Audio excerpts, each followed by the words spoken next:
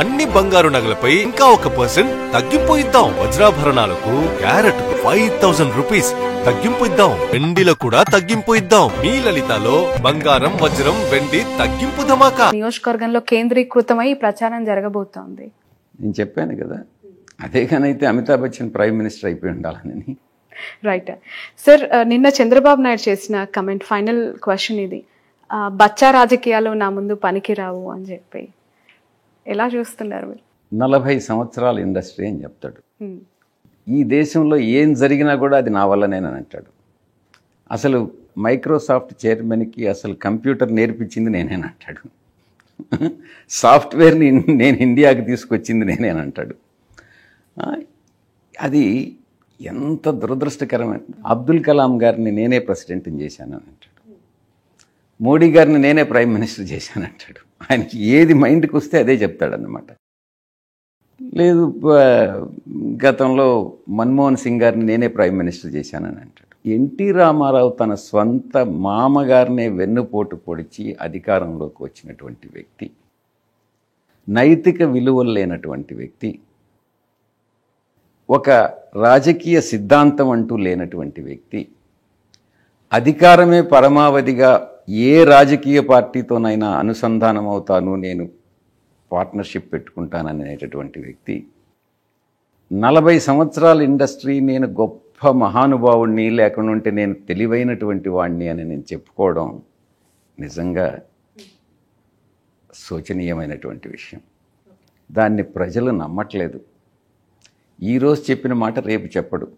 చెప్పిన అబద్ధం చెప్పకుండా ఇంకొక అబద్ధం చెప్పగలిగినటువంటి వ్యక్తి చంద్రబాబు నాయుడు. బహుశా అబద్ధాలు చెప్పడంలో అతనికి ఎక్స్పర్ట్ అనుకుంటా, మిగతా ఏ విషయంలో కాదు.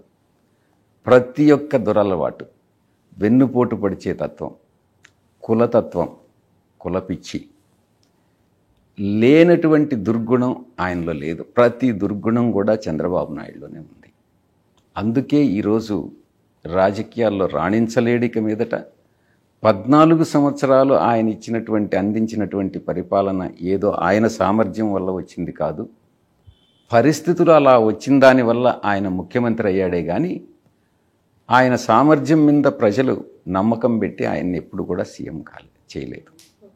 జస్ట్ ఒక చిన్న గులకరాయి పడితేనే హత్యా ప్రయత్నం జరిగింది అని అనటం, అసలు ఇంతకంటే నీచమైన రాజకీయాలు ఏమైనా ఉంటాయా అని చెప్పి మాట్లాడుతూ ఉన్నారు లోకేష్.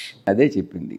చంద్రబాబు నాయుడికి గతంలో మా పార్టీ అధ్యక్షులు జగన్మోహన్ రెడ్డి గారి మీద విశాఖపట్నంలో హత్యా ప్రయత్నం జరిగింది. అతను రీసెంట్ 5 సంవత్సరాలు, ఇంచుమించు 4.5 సంవత్సర కాలం పాటు జైల్లో ఉన్నాడు. దాన్ని ఒక సెటైరికల్గా, ఏదో దాన్ని లైట్గా తీసుకునేటట్టుగా కోడికత్తి అని ఆ రకంగా దాన్ని ఒక రకమైనటువంటి వివరణ ఇచ్చి దాన్ని నీరుగార్చేటటువంటి ప్రయత్నం చేసినటువంటి వ్యక్తి చంద్రబాబు నాయుడు. 2 రీసెంట్గా జరిగినటువంటి మీరు చెప్పేటటువంటి గులకరాయి, అది ఇక్కడ తగిలింది కాబట్టి కన్ను పైన, అదే గులకరాయి కణత మీద తగిలిన్నా, కన్ను పైన తగిలిన్నా ప్రాణాపాయం అన్నటువంటిది మీరు అర్థం చేసుకోండి. ప్రాణాలకే ముప్పు వచ్చి ఉండేటటువంటిది. గురు చూసి కొట్టినటువంటి వ్యక్తి, ఆ వ్యక్తి యొక్క దురుద్దేశంతోనే రాయేసి ఉంటాడు. రాయి పూలేశారు అని అంటే ఒక అర్థం ఉంది, రాయితో కొట్టాడు అని అంటే దురుద్దేశంతోనే కొడతాడు. ఆ దురుద్దేశం ఏమై ఉంటుంది? డెఫినెట్గా ఆ మనిషిని ఎలిమినేట్ చేయాలనే ఉంటుంది.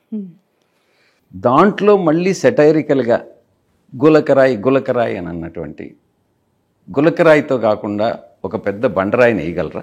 చంద్రబాబు నాయుడు తెలివి తక్కువతనం. ఎయిర్ గన్ అయి ఉండొచ్చు, లేకుంటే క్యాట్ బాల్ అయి ఉండొచ్చు. దాంతో కొట్టాడు అని అంటే అది డెఫినెట్గా హత్యా ప్రయత్నమే, దాంట్లో ఎటువంటి సందేహం లేదు. చంద్రబాబు నాయుడు పాత్ర ఉంది. అది చేసింది చంద్రబాబు నాయుడు మనుషులే. చంద్రబాబు నాయుడు డెఫినెట్గా ఆ కేసులో ఇరుక్కుంటాడు. చంద్రబాబు నాయుడుకి ఆ కుట్రలన్నీ బహిర్గతం అవుతాయి.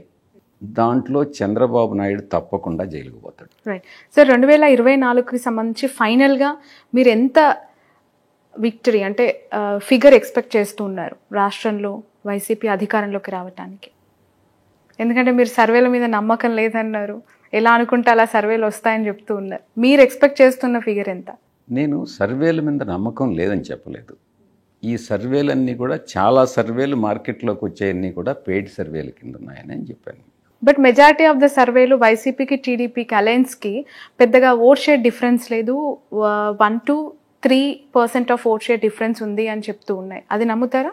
ప్రత్యక్షంగా ఈరోజు రాజకీయాలు చూస్తున్నటువంటి వాడిని, డోర్ టు డోర్ క్యాంపెయిన్ చేస్తున్నటువంటి వాడిని, ప్రజల మనోభావాల్ని అర్థం చేసుకోగలిగినటువంటి పరిస్థితులు ఈరోజు ఉన్నాయి. ఆ మనోభావాల్ని, వాళ్ళ ఎమోషనల్ ఫీలింగ్స్ని నాకు చూసినప్పుడు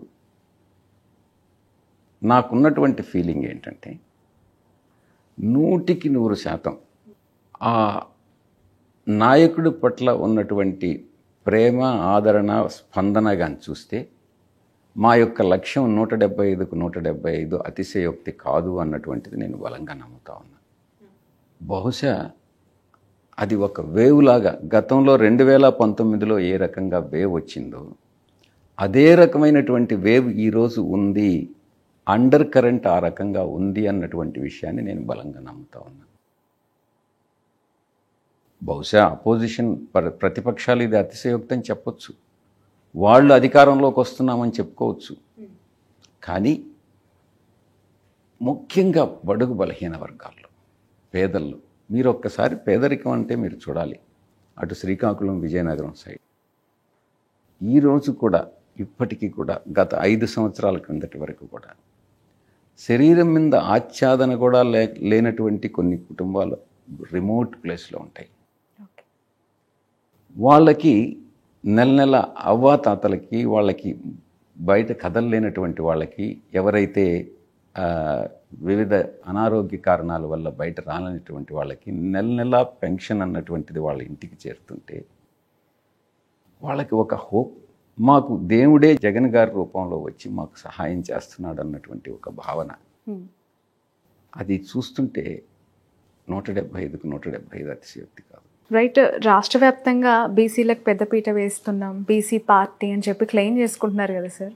ఒక సింపుల్ స్ట్రైట్ క్వశ్చన్, ఇక్కడున్న బీసీ లీడర్ అనిల్ని నర్సరావుపేటకు ట్రాన్స్ఫర్ చేశారు, రెడ్డి కమ్యూనిటీ కోటాలో మీరు ఇక్కడ ఎంపీగా బరిలోకి దిగుతూ ఉన్నారు. ఎలా చూడాలి ఈ క్వశ్చన్? ఇప్పుడు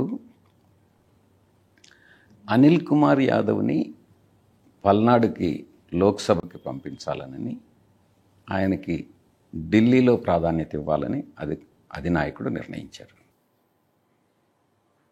నేను ఇక్కడికి రావడం అన్నటువంటిది ఎవరి ప్లేస్లో వస్తున్నాను నేను చెప్పండి? వేమిరెడ్డి గారు లేదు, ఆదాల ప్రభాకర్ రెడ్డి గారి ప్లేస్. సారీ, యా, ఆయనని ఇటు ట్రాన్స్ఫర్ చేసి, యా ఎగ్జాక్ట్లీ. ఆదాల ప్రభాకర్ రెడ్డి గారు రూరల్కి వస్తున్నారు, ఎందుకంటే కోటంరెడ్డి శ్రీధర్ రెడ్డి వెళ్ళిపోయాడు కాబట్టి. నెల్లూరు సిటీ ఎవరికి ఇచ్చారు? ఖలీల్ గారికి. ఖలీల్ ఏ సామాజిక వర్గానికి చెందినటువంటి వాళ్ళు? Minority, of course. Minority, that to BC. బీసీని తీసి బీసీకి ఇచ్చామే కానీ అనిల్ కుమార్ యాదవ్ని అంటే పంపించి, ఈ జిల్లాకి సంబంధించి 2 సార్లు ఎమ్మెల్యేగా గెలిచిన వ్యక్తి, ఇద్దరు కూడా ఈ జిల్లాకు సంబంధించినటువంటి వాళ్ళే. నెల్లూరులో అనిల్ కుమార్ యాదవ్ని తీసేసి ప్రశాంత్ రెడ్డికి ఇవ్వలేదే.